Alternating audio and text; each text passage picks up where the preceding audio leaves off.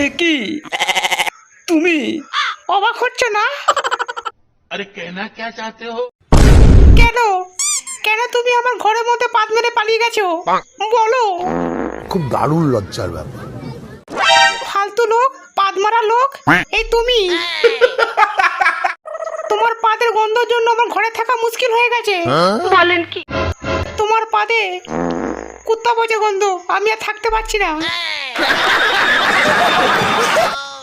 তোমার পাদের গন্ধই আমার দম বন্ধ হয়ে আসছে।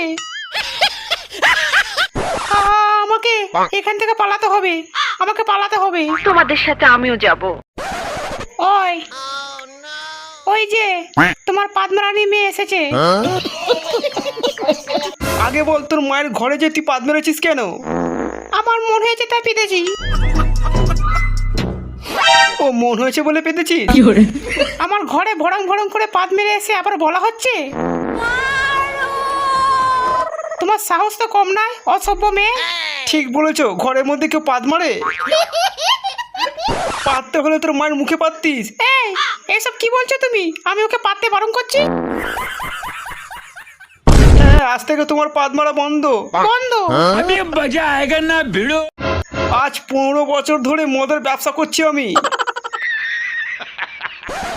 পশ্চিমবঙ্গে আমার মদ 1 নম্বর। কোথাকার একটা কোম্পানি, ওই চুল্লুর কোম্পানি, সে এসে আমার সাথে টেক্কা দিচ্ছে।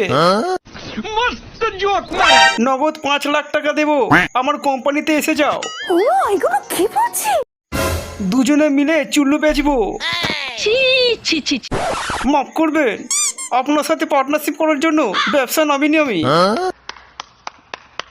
আমি একাই চুল্লু বেচে আস্তে আস্তে বড় হতে চাই।